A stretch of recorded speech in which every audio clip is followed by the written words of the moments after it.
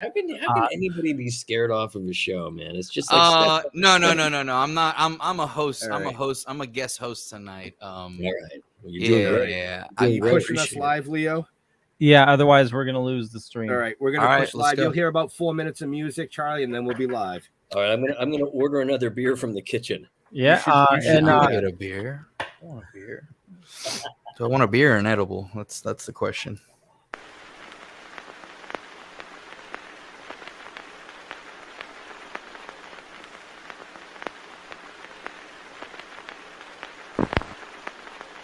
Every 10 or 15 years, a film is produced that is so overwhelming, so forceful in its impact, that it becomes deeply embedded in the mind.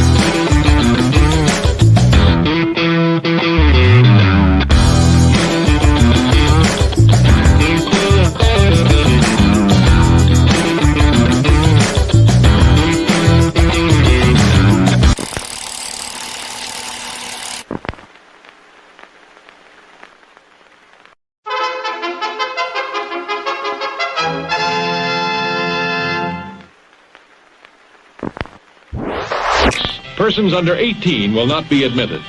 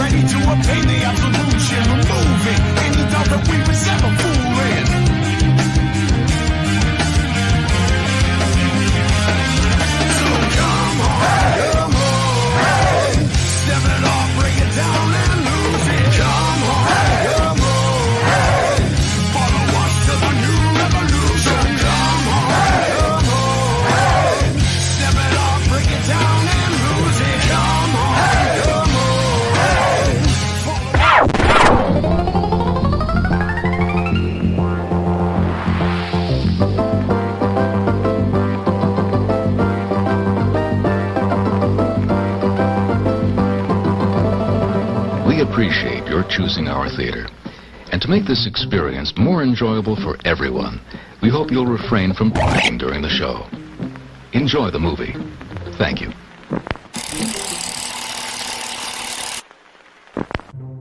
Everyone thinks because you're a zombie, you don't know good coffee. Well, they're wrong. We have very active lifestyles. It's not all wandering the countryside aimlessly or scaring passing motorists. And we all love a good cup of joe. And there's only one brew that gets my seal of approval. Deadly Grounds coffee is my guilty pleasure. Bold, robust, delicious. It's coffee that can wake the dead. With over a dozen different roasts and flavors, Deadly Grounds can satisfy the most finicky of coffee addicts. The aroma is so intoxicating. It brings all of my neighbors out of the woodwork. Deadly Grounds coffee. Coffee to die for and zombie approved. It's good to get a little deadly.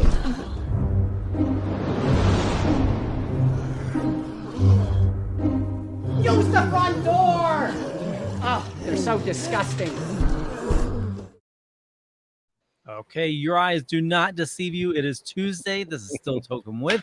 We have a kick-ass show for you. As always, my name's Leo. I'm the monkey behind the keyboard here. And with us, Benjamin. What's going on? I don't know because it's Tuesday. I'm not used to this shit, you know. But because of scheduling conflicts with our amazing guest and a ton of other stuff, we decided we'd come live on Tuesday. But I don't want to sit here and babble because we only have this amazing gentleman for about another 35 minutes before we have to let him go do real people stuff. Yeah. Real people stuff. But and I have a special co-host tonight because Jeffrey's schedule didn't line up either. Yeah, man, these scheduling conflicts with these, you know, prima donnas. I don't know. I just don't know. Don't know, man. But Leo, go ahead. No, Ricardo. Ricardo. What's up, guys? You hear me pretty well over here? Oh yeah. Yeah, we hear you great. We hear you great. I am the Hispanic prima donna, trying to bring some diversity in here. You know, it's kind of like trying to be inclusive now. So we have a brown man. Your eyes are not deceiving you. The brown man Rico is here. How's everybody doing? Doing well. And since Jeff's not here, I'm going to throw it right on you, Rico. You want to introduce our guest? I think I would rather save that for the host because I'm already pretty excited about him, and I don't want to butcher his name like we all know I'm known for doing in the past. Well, that wouldn't be any different than Jeff butchering it. But listen, tonight we have an amazing guest. Most of you women out there probably have a heartthrob for Dr. Jesse Travers. Oh my God. You know, but can you welcome Charlie Schlatter? Did I pronounce that right? Yeah, you know, pretty close. You did it the way most people say it. I always say it's like it rhymes with otter, so it kind of sounds like a Jewish otter. Schlatter. See, I think I said that, and I think your agent might have corrected me. What are they? You know, he's an agent. He's a pencil pusher. What does he know? He's a pencil pusher. He's not creative like us. You know what I mean? He's not creative. Then you could also just blame it on your New England accent too. That's what it is. It's that Boston accent. It's exactly. a Boston thing. Yeah. It's a Boston thing. If I blamed it every time. Can I tell you something? Really? My dad used to get really upset sometimes. People say, Mr. Schlatter, Schlatter, and he'd go, "It's Schlatter. It's Schlatter." It's like that. Why are you getting mad? No one knows how to pronounce that shit anyway. Why are you getting mad? And someone once asked me, and they said, "Oh, it's Charlie Schlatter," and they said, "Is that your real name?" And I said, "No." No, I hate myself. That's why I added this name. I picked a name that no one can pronounce. Yeah, my real name is Chuck Stud, but I went with Charlie Schlatter just because I thought it would mess people up. Right. It's that Hollywood name. That's what it is. It's so Hollywood. Schlatter. Oh man. Oh, well, welcome to the Schlatter Show. Thanks. That has a nice ring to it. It does. We'll have to get him to start doing his own shows. Yeah. Well, you mentioned Ferris Bueller. Like, what the heck, dude? like why did you do that? Why would you do something so sacrilegious? Is that what you're asking? No. me? I mean, what the hell was I thinking? No. That's a horrible way to start, but I'm gonna let that one fly because I'm over here like this. I'm just gonna say he probably did Ferris Bueller to impress a girl. I do a lot of things to impress a girl. It usually doesn't work. I did Ferris Bueller because I was 20 something and they gave me a lot of money. at least like to me, it was, you know, honestly, I'm just some guy from Jersey. And yeah, I was doing well. I was doing a few movies here and there. And this was one of those things where they said, and it was great people, I have to say, like, it was John Macius. He was the creator of it. He did St. Elsewhere. The pilot was really good. And then, and it should have probably just been called like The Buellers or something, because it was like a total family show. But I did it because I just thought, gosh, why not? You know, I was with agents and managers at the time that were just kind of all about the dollar. And, you know, and when they say, God, you're going to get X amount of money per episode, you're thinking, okay, let's do it. Let's do anything. You know, we all played that game in school. What would you do for $1 million? Right. You know, I would do Ferris Bueller for $1 million. You know, you know, most of us would shave our heads or whatever. But I said I'll do. Not that I got $1 million, but I'm just saying. Right. Sometimes you do things, and you know, when it was all said and done, I think we were all kind of glad though that we were kind of done. There was another show that was very much like it called Parker Lewis Can't Lose. Parker Lewis, and that was like a really good one.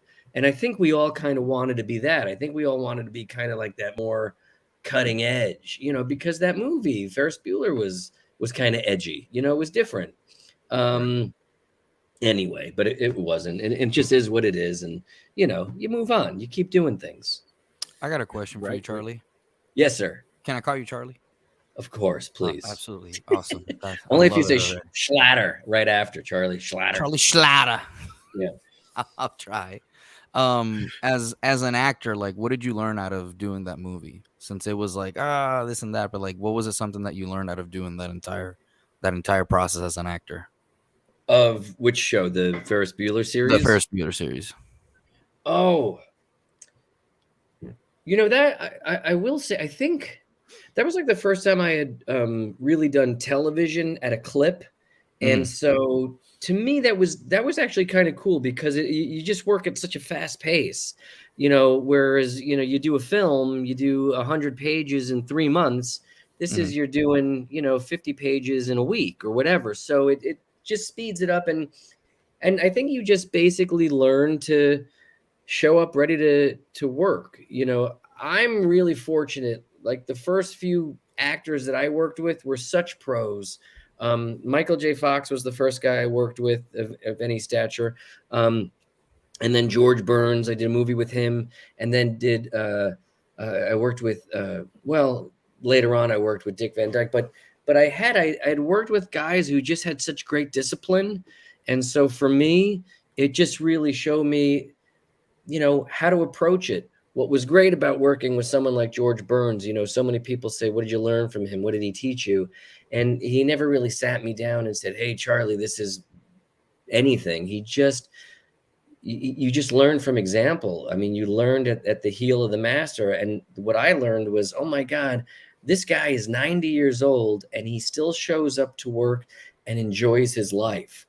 So that's what he taught me, is that, you know, he could do this to that age and still love it. So don't be a douche. Don't be, you know, unappreciative of what you have. You know what I mean? Really, don't be a douche. No, I like that. This is don't be a douche. Yeah, I mean, it's so easy. Is that all you pulled out of that whole thing? George told me don't be a douche. Yeah, he also, you know, it's so funny. Like every time he would leave, he'd say, "Where's the kid? Where's the kid?" And he'd find me and he'd give me a hug and then he'd kiss me and then he'd say, "Stop kissing boys." The reason I asked that question is because I had heard a rumor that landed onto that story about don't kiss boys. And I was like, yeah, but what was it that he really said? Because, man, if somebody has like that kind of relationship, like that's close. Like that's like father and son, you know? That's interesting to know. That's something out of like so wild. You were like, I just got to be nice. No, he was really cool. I have to say, like, you know, there were, I'll never speak out of turn when I'm speaking about him, just because I've got so much, you know, reverence for him. He was the best. I mean, it was like working with Santa Claus every day. It was crazy. But there were two Georges, you know, there was the George when the women were around and he was very charming and, you know what I mean? He had a real gleam in his eye. And then when it was just the guys, kind of, he was totally a guy's guy, which was pretty awesome. But there was one, I'll tell you this, and I don't want to bore your listeners to death, but there was this one scene in the movie. It's the very end of the movie. And just so you know what kind of guy George was, it's a crane shot and it pans up and George and I are walking off into the distance. And we did it about 3-4 times maybe. And each time he would tell me a different story. And I had brought up after a couple of steps, I said, you because we were talking about Gracie. And I said, my gosh, you definitely, you loved her so much, and what a love story for the ages. And I said, how did you deal with her loss, the loss of her? And he told me that they used to sleep in separate beds. And when she passed away, he started sleeping in her bed so that he wouldn't have to look at her empty bed. Wow. And I thought, oh my God, that's like, it was just so heartwarming, Right. but he was like that. I mean, he could just like reduce you to tears in a second and then, call you a cocksucker the next minute. It was, it's like, he was the man. He was the man's man. Oh, he was, man. He was such a great guy. That's crazy. Yeah. Wow. That's good shit. It's always good to keep Good those question, memories. too. Good question. Yeah, 100%. And the older I get, it was funny. Like I really did appreciate it when I was working on it, but I think I appreciate it now that I'm older and I look back on it, I go, oh my God, I really had. You were just having fun and making money. I was totally having fun. And Yeah, I didn't think about, I really wasn't making money on that movie, but I was totally having fun. And I'll tell you this, Rico, that to me, doing that movie was more like, it wasn't even a gift to me. It was more of a gift to my parents and to my grandparents, because my dad's a Lower East Side guy. My grandfather was a Lower East Side guy. That's where George Burns is from. And they loved him. So when I got that role, they were like, you're working with the master. You're working with George Burns, So to them, it was, you know what I mean? He was more their contemporary than mine. Of course, to me, as a 21-year-old, he was a living legend. But to them, they had so much history with him.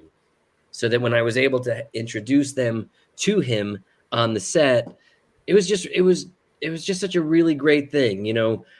Growing up, I had a really good childhood, but there was some tragedy in my life. I lost a sister, my parents, they didn't really recover from it right away. So I think having all that good fortune in my life at that time, it just came at the right time. And it was just really special.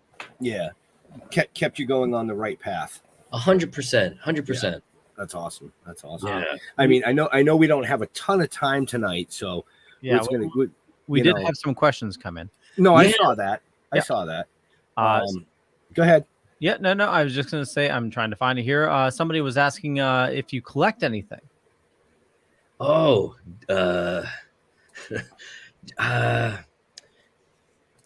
don't. In fact, I try to throw stuff away. To be honest with you, I wish I did. I wish I was like an autograph collector, because I probably would have had some really good ones. Every time I do something like a convention or something, they say, "Oh, can you donate something to a silent auction?" And I got nothing. I have nothing. That was a mental note for me to go to Charlie Schlatter's house and look through the trash. Jesus Christ. Jesus. You're about to have a lot of raccoons, Charlie. A lot of raccoons, my man. I'm a big New York Giants fan, so I do have like a few collectible things from that. A couple, football, a couple of autographs here and there. But no, I've never been like I don't collect stuff. Right. Yeah, I mean, we got a couple pieces of art here and there, but I don't know, man. I don't think about that stuff. I guess I got a bunch of guitars. I have guitars. I got a few drum sets. Things like, I like music. I got, I guess musical stuff. I collect that stuff. It's tough to get rid of that stuff too. Right. I don't know if you guys are musicians at all, but like, unless like the last drum set I have, I don't even sell it. I just try to like find a kid who's learning to play drums and give it away. Because you just want to have good karma out there, especially with music and stuff like that. But I think that's pretty much what I collect is that. Nice. Nice. And Ooh. I know why he asked this question. Jeremy was asking if he ever put together a Lego Millennium Falcon. He's looking for a co-pilot. He won one over the weekend, friggin' $800 set. It was insane. I saw that. I saw No, that. but I've as a dad, I've stepped on a lot of Legos. And Right? So, yeah. Bro. Yeah, So there's some right? extra parts to your Millennium Falcon in Charlie's trash. Oh, man. Exactly. You're free to come on by, man. Yeah. That's like every dad's like Saw. You know how everybody's seen the Saw movies and it's like horrible? They should make one that's for nothing. dads. Yeah, Charlie, I'm telling you, they should make one for dads, and it's just people like, you have to watch this Lego infested. Like, why would you do this? Why? They keep touching the thermostat every 5 minutes. You can't lose your mind. Somebody touched the thermostat. 100%, bro. 100%. Yeah. Right? Oh, God. My favorite was the Hot Wheels when they leave them like right near the stairs. Oh, I know. Oh yeah. Right now, it's funny you mentioned that. People say, Charlie, what are you working on these days? That's what I'm working on. Mattel finally decided that there needs to be a cartoon called Hot Wheels Ultimate Racers. And so I'm a lead in this thing. I play a guy called Sidecar, another 11-year-old kid with red hair and buck teeth. That's all I seem to play on like animation. I do this character, Chad. He's another fat, redheaded kid with, teeth. Anyway, like, I've got the... Yeah, Barely Allen's a ginger too. I just remembered that. Yeah. Yeah, Anyway, the this thing called flashes of Sidecar, ginger. but it's really good. And so anytime you could like be a part of a Mattel franchise, I think that's really good. It hasn't come out yet. No one has said anything like you're not allowed to say anything about it. So I guess I'm allowed to Surprise! Find out. We finna find out. What's crazy is that like we sign these NDAs for everything these days. I had a buddy who signed one. He was on an audition for a diarrhea commercial. And it's like, who needs to sign an NDA to sell diarrhea medicine? First of all, you don't want to tell anybody that it's even you. That's kind of a shitty situation. There you go, kids. Right? But you don't want to run its brag course about that. But anyway, so the Hot Wheels thing should be good. So we'll see what happens. Well, speaking of like voice acting in animes and amazing movies and TV series that you've been in, you're going to be at an event coming up soon where people can see you. So we're gonna urge all of our listeners and viewers to get off your ass and get down to one of these conventions. Go ahead, Charlie. Yeah, I think the first one is, and I'm not like a big convention guy. I don't do a lot of them. Not that I don't like to, but it's tough. And you go away for like 4 days. And I know buddies of mine, they do them every week. When I say get a hobby, I meant like, build a cabinet. Don't just go to a con every weekend because they do these things every weekend. But this thing, it's a really nice one. It's from August 5th to the 7th. Or 4th, 5th, 6th, 7th. It's in San Antonio. It's called Celebrity Fest and like Supercar something. There's really cool people though. Giancarlo Esposito is going to be there. What's his name? Moulin Rouge. I know him from that. You guys know him from what's his name? Ewan McGregor. I'm sorry, got it. Getting old is really, and being drunk really is another thing. It's not a good combo. But he'll be there. And I just saw as your things were rolling, I saw the name Mark Dodson. Was he a guest on your show before? Yeah, actually, Mark is a very good friend of ours. He's the man. I freaking love that guy. We just spent time. We just did this really great convention. It was for charity. It's called Voices Against Cancer. There used to be Voices for Cancer, but they just weren't doing much. They were just making more cancer. They've decided to do it against cancer, which I think is the smarter route. Right. Anyway, joking. But Mark was there. It's the first time I met him. What an unassuming, just awesome. Like you would never know that this guy has this crazy, freaking awesome resume. Right. And he's just a great, great guy. So he is. I just fell in love with that guy. And I saw his name when it was scrolling all your guests. And I know that guy. So yeah. I just spent Saturday with him. He came up to New England to do a comic and toy show. So I got to spend the day, myself and my other co-host Jeff, who, like I said, his schedule didn't work out tonight. But we got to spend the whole day with him. We were chewing the fat, and he actually supplied, I'm not sure if a lot of people know this out there, but he did all the original Romero zombie effects. Yeah, no, he's a Which he- total like monster yeah, bomb, which crazy he owns, and he supplied them to us for our TV series that we're filming. Wow, So, and that's bingo. that's awesome. Thing there, but yes, so Leo's got it up on the screen here for all our viewers. This is the car show and Comic-Con in San Antonio. Yeah, so it should be fun. I've never been there. I've been to Texas a bunch of times. I love it there. Never been to San Antonio. Have you guys been there? Have you done the river walk and the Alamo and all that stuff? Yeah, I've never it's pretty been, nice. The river walk's really relaxing, but have a bottle of water with you. Yeah, the Blues Brothers are going to be go That should be fun. That's fun. That's really fun. Yeah, are you gonna do the dinner? Or are you just gonna go downtown and have some dinner before the show, or I'm gonna do whatever they tell me I have to do. Like I go there and just say, where do I stand? What do I sign? You know, who do I hug? Whatever. But I will tell you this: like, you know, some people say, why don't you do more cons? And here's the thing.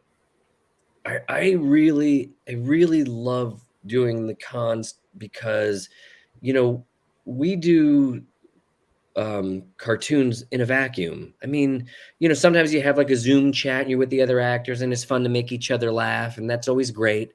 But you really never get to see the effect that your cartoon or like The Flash has on kids, or Kick Buttowski has on kids. And then you meet them, and I will say, like, a large percent of them are on the spectrum. And, you know, and you do have a line of people, and I have to say, I've just got such a soft spot in my heart for them. And I want to get, like, I emotionally invest in every meeting I have with every kid. And there's the mom in back of the kid saying, thank you. You know, you just, because you know, it's like you feel horrible, like taking money to sign things, but then you realize, okay, they're paying for an experience and this and that. And I've sat next to guys who just take the money, sign the thing, thank you, next, take the money. And it's like, okay, I also don't have like a million, you know, not that I'm talking about Bill Shatner or Lou Ferrigno. I'm not. But Chevy Chase. Yeah, I'm not talking about those guys. Not at all. Oh, I don't have as many guys. Like, I don't have a line out the door. I got a few stragglers. Then they look at my poster and they go, "Oh, you were that guy, whatever," and they come over and chat. So I have a little bit more time. But my point is this: I really do. I love to like chat with people, especially the kids, and especially autistic kids. But at the end of the day, you're whooped. You know what I mean? Because you're just, and people say, why are you tired, man? All you did was stand there and, you know, make fart noises and sign shit.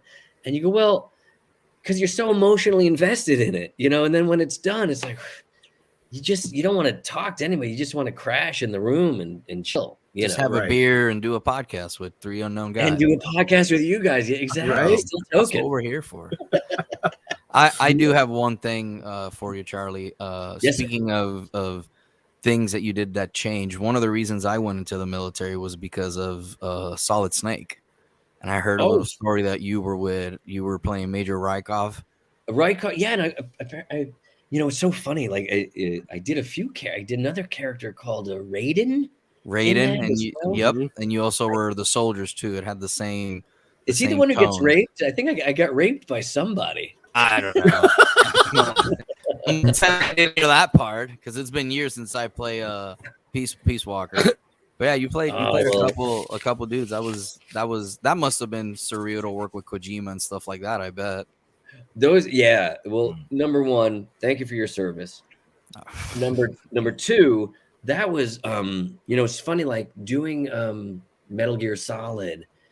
Back then, like when you were doing those videos, there was a lot of screaming. It's like really intense.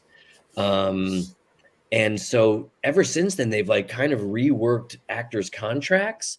Like we used to have to give 4 hours a day, and you know, you would just be screaming. And there was a show that I did called EverQuest. Mm-hmm. I think another thing. And I remember, like, by the end of the session, I could literally taste blood in my throat because my vocal cords were literally bleeding, just from like probably like the Dragon Ball Z guys. And I never wanted to be in another video game ever. But then, like I said, they've just recently said, okay, we're going to break down sessions into 2-hour sessions. So actors, because you do that, and then an hour later you're playing a little garden gnome and you have no voice, or what you just it's really Right. So I get it but listen, I also know I can be digging holes for a living. So if you ever hear me complain about the how tough voiceover is, just come to my house and shoot me in the skull, because it's so. No, I mean really, it's charmed. It's a charmed life. And we're so lucky to do it. Speaking of crazy jobs, I've always wanted to ask you this, and this will be a little personal. You voiced the Flash in more than 5 shows, I believe, right? And I think if I'm not mistaken, you are the longest running voice actor for the Flash, I believe. Somebody told me that, or that I'm like the most recorded Flash. The most recorded Flash, yeah. Everybody's like, hey Rico, we want you to produce a new Avenger thing and cast whoever you want, and they cast who they want. But yeah, I've been in a bunch of them. Yeah.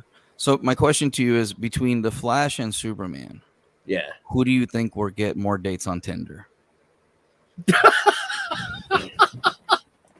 I think Leo's Superman. Leo's face says it all. Well, I think it is Superman. I mean, it's tough. It's tough to beat Superman on anything, right? He's the go-to. He's the guy, and even though he's kind of nerdy and dorky with as Clark Kent, but he's still the guy. He's still the guy. He's super. He's got the power. I just run fast, and no woman. I was just going to say that. I love how he's doing it in the voice. Like, I'm here like, oh my God. Right. Right. Ben See, knows. the first thing that came to my head was Superman, because he's the Man of Steel, and the Flash is gone in a second, women. He's exactly, yeah. Sorry, I went there. But Barry Allen's more of a comedian than Clark. Yeah. Clark Kent's Barry Allen's also not going to pay a ton on child support. Superman is going to do the right thing and pay all that alimony and child support. So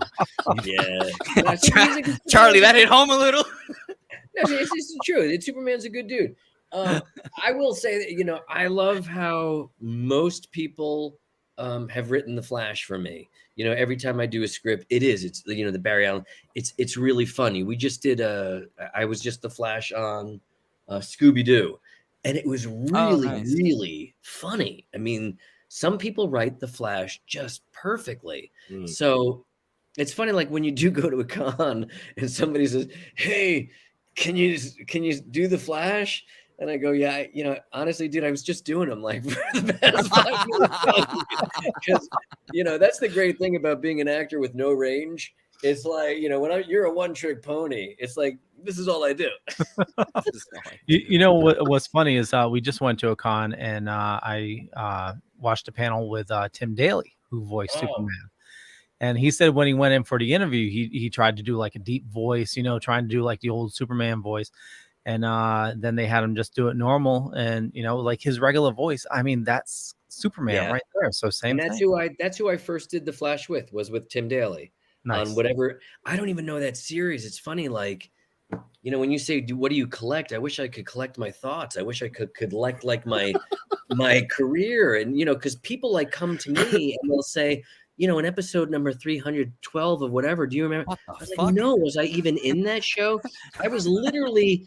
This is a true story. I was literally just asked, like, if I would do somebody's podcast because they wanted to talk about the memories I have of doing. I still don't even know. I think it's called Air Striker or something like that, or Airbender or something. And the guy says, because you were whoever in that. And I said, maybe that was Charlie Adler. That's another voice actor. I said, maybe it's him you want to interview. And they go, no, it was you. I don't think it was. Anyway, they send me a link, and it's a link to like me being the voice of like this little critter. I don't know. I go, oh yeah, that's me. And they go, so will you do the podcast and talk about your memories of the show? I go, dude, I have no fucking memories of the show. I just told you, what am I going to talk about? I could talk about me, but I have no, because I'm that lucky. I'm that lucky that, you get to do a bunch of things. And, I try not to have emotional attachment to things because I feel like that emotional attachment to a character starts at your audition. And once you audition for something and you fall in love with it, then you're like, did I get it? Did I get it? Oh, they went with him. They went, and you get let down. So you guys know, I mean, you audition for something and you just say, okay, I did my best. I left it on the desk and now I'm just going to go on. And it's kind of like that with work too. There are some that are more special than others, obviously. But when you're doing when you're day playing here and there, and you don't really remember everything. I'm really good at remembering the experience that I had. That's why I don't even really like to watch anything that I'm in. I just like to say, oh yeah, I was in that show and I remember I had a really fun time doing it. And to me, that's it. Because why do I want to look back and go, oh my God, I was horrible in that. What was I? No, just, it's like being drunk at a party. Just think, yeah, it was great. So you're your own worst critic. I don't know the truth. I'm hearing. So you're your own. Yeah, that's cool. I'm the same way. I kind of like remember the vibe of the place. Like, oh no, this was cool to do. Because it's so many things in a day. Like, especially if you're always doing something, like it's like totally. Yeah. But I will say this, like some dudes are totally, they're such fanboys of the whole thing that there's a guy I love. His name is Wally Wingert. I don't know if you know who he is, but he's a guy who grew up in South Dakota, where I just was recently in Sioux Falls. And he grew up just wanting to be in cartoons because he was such a fan of cartoons. And so when he gets into a certain franchise or, he's like, I mean, he's just in love with it. It's crazy. And I get, so I feel attacked. I feel so attacked. I feel so attacked right now. Ben's looking down and Ben's like, oh my God, that's Rico. That's Rico to the T. Right? Are you guys like long lost brothers or some shit here? Because I swear it's like that's looking so at Rico. That's so funny. But it is like some guys, and God bless them, and especially like Tom Kenny, who does SpongeBob. There's another guy who just grew up. He's like so well versed in cartoons. Nobody deserves more in life to be an iconic cartoon character than Tom Kenny. Because that was his dream. A lot of us just kind of fall into it, and we're just kind of getting up to speed. I was a character called Kevin 11 on the original Ben 10 series. Yep. And so some kid comes to me and he hands me a Kevin 11 thing, and I sign it because it said Kevin 11 on it. And the other actor, who's like down a few tables, who's like the new Kevin 11, he's like, dude, you signed a picture that's not you. And I'm like, what do you mean? It said Kevin 11. He goes, no, I do the reboot. I go, oh. So there's like more than one. Like, yeah, it's not cool. Okay. Sure. No problem, bud. I'm sorry. I guess I owe that kid some money. I signed the wrong thing. Bro, that kid's going on eBay. He's going on eBay going, I got that shirt here. I'm gonna be looking on eBay for the next month just to see if I see it. My signature on the wrong Kevin 11 is probably I'm that kid that he was talking about. Charlie, we found it. But it's I get it. I guess we all can get a little possessive of what we do. We're proud of what we do. Some of us. And so I guess you want to be protective of it. So I can't slight the guy, but it's like some people are really like immersed in it.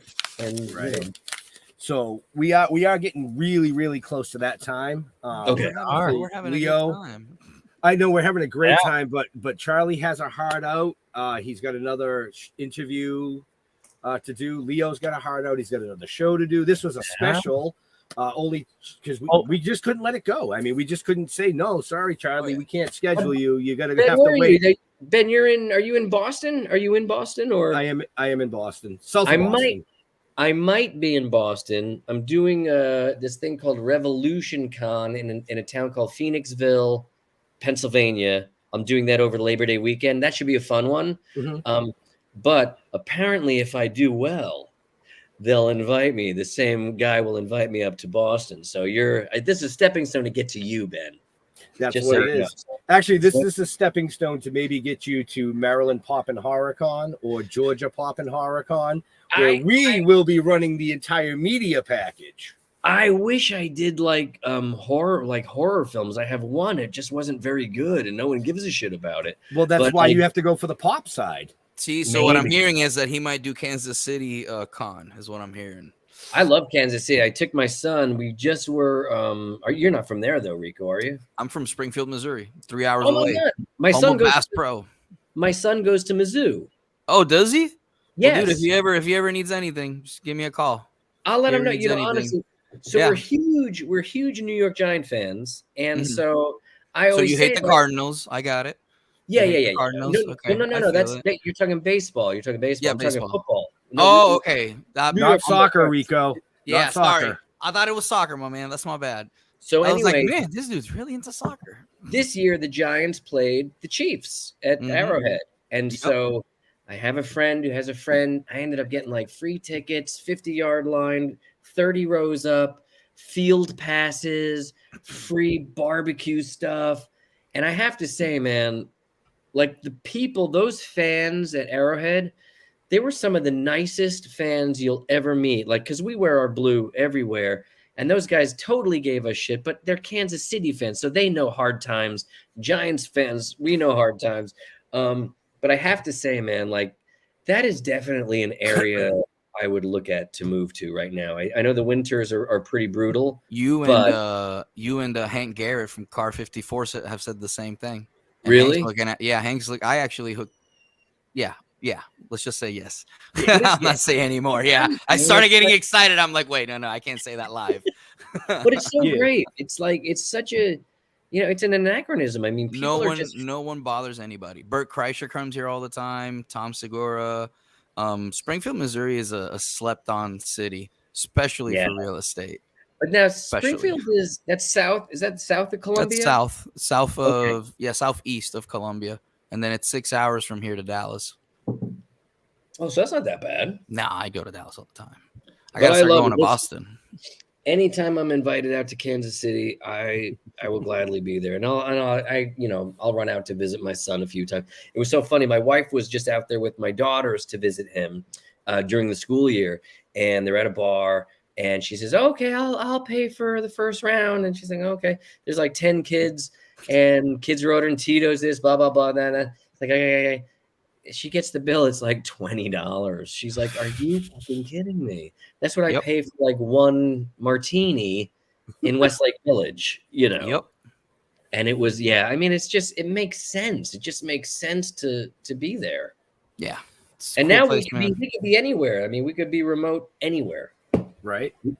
And speaking of, Leo, where can they find out more about our amazing guests now that we are crunched for time? I know. Definitely check the show notes up above or down below, depending on where you're watching or listening to us. And most importantly, go check them out at Thomas J. Henry's Superhero Car Show and Comic-Con, happening August 4th, 5th, 6th, and 7th.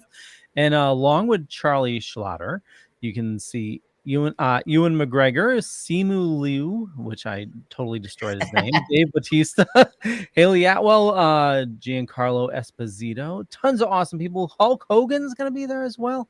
Oh yeah, it's gonna be a He's monster, still dude. alive? Yeah. It's really going to be awesome. There's great people. Somebody did ask what my favorite voice was. I did love Yes. doing Kick Patowski was my favorite cartoon to do. But this new thing that I'm doing called Big Nate, I really love doing this voice of Chad too. He's just it's a really funny thing. Anyway, I was just reading. I didn't even realize it was like right there on my screen. People asking Yeah, totally. questions. And also, I know we're cutting tonight short, but definitely, we're going to be doing Splash Pages next. And, Charlie's going to be on Splash Pages the 23rd. And so make sure you tune in for that. And Charlie, where do you like people interacting with you on social media?